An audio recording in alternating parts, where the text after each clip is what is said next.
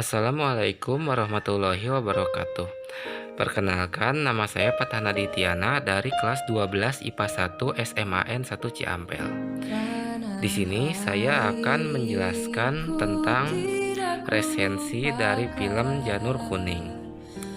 Dalam film ini menceritakan tentang Panglima Sudirman dan Pak Harto sebagai pejuang Indonesia. Panglima Sudirman adalah seorang jenderal perang yang hebat. Beliau merupakan salah satu tokoh pejuang kemerdekaan Indonesia. Selain Panglima Sudirman, Pak Soeharto adalah seorang kaki tangan Panglima Sudirman yang tidak kalah hebatnya. Jenderal Sudirman atau Dedi Sutomo, meski dalam keadaan sakit dan ditandu, namun ia masih memimpin perang gerilya. Jenderal Sudirman meragukan perjalanannya ke Jogja karena khawatir perjanjian Roem-Royen akan sama dengan perjanjian-perjanjian sebelumnya.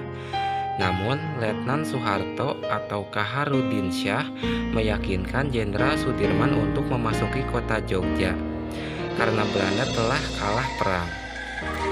Apalagi Presiden dan Wakil Presiden telah kembali ke Jogja. Hanya tinggal TNI yang belum kembali ke Jogja. Jika Jenderal Sudirman menolak kembali ke Jogja, maka pemerintahan akan timpang dan tidak akan berjalan.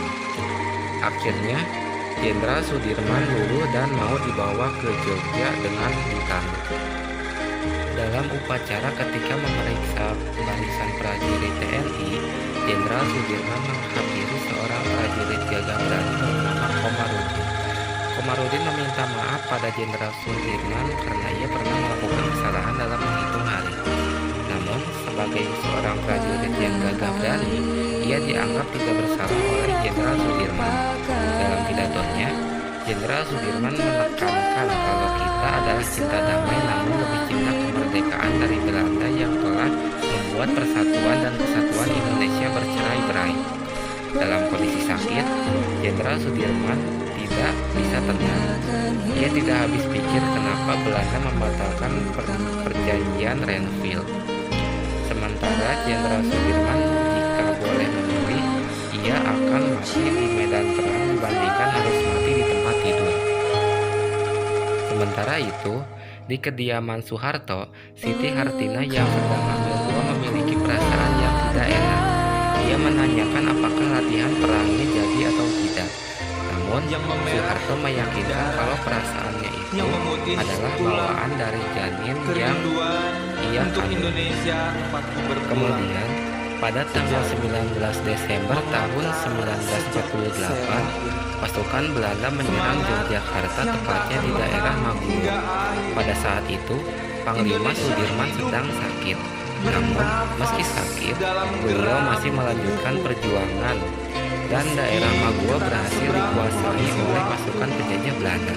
Sedangkan pasukan pejuang Indonesia terpecah menjadi 2 dikarenakan pada saat waktu itu Pak Harto mengira Panglima Sudirman tertangkap oleh penjajah Belanda. Perjuangan terus dilakukan meski telah terpecah. Di saat perjuangan terus-menerus, ada sebuah pejuang palsu, yaitu orang-orang bayaran Belanda yang bertujuan membuat keributan. Mereka mengaku dan melakukan kejahatan-kejahatan yang sangat tercela. Mendengar berita tersebut, Pak Soeharto segera menyusun strategi dan memberi tanda pengenal bagi para pejuang, yaitu sebuah janur kuning. Dengan tanda baru tersebut, para pejuang melanjutkan gerilyanya. Serangan berulang kali dilakukan oleh para gerilyawan terhadap markas-markas pasukan Belanda, namun mengalami kegagalan. Pada suatu saat, Pak Soeharto mengatur sebuah strategi penyerangan besar-besaran terhadap markas-markas Belanda. Di sisi lain, para tentara penjajah Belanda terus mencari Panglima Sudirman. Saat para tentara Belanda memasuki sebuah hutan, Panglima Sudirman bersembunyi di hutan tersebut. Namun dengan kuasa Allah, Panglima Sudirman meminta diturunkan hujan dan itu terjadi. Hujan yang deras disertai petir membuat tentara Belanda kembali ke markas dan tidak berhasil menangkap Panglima Sudirman. Kemudian, pada tanggal 28 Februari tahun 1949, terjadi serangan mendadak yang dilakukan oleh salah satu kelompok pejuang, dipimpin Komandan Komarudin. Namun, hal itu merupakan kesalahan strategi yang sebenarnya dilakukan pada tanggal 1 Maret 1949 yang dipimpin oleh Pak Soeharto. Dan akhirnya serangan pada tanggal 28 Februari 1949 dihentikan atas perintah Pak Soeharto. Tanggal 1 Maret 1949, para pejuang melakukan serangan besar-besaran yang mendadak ke markas Belanda. Pada serangan tersebut, para pejuang Indonesia berhasil mengalahkan Belanda dan mengusir Belanda dari Indonesia. Sekian penjelasan dari saya. Bila ada salah kata atau ucap, mohon dimaafkan. Karena manusia itu gudangnya kesalahan dan hilaf. Assalamualaikum warahmatullahi wabarakatuh.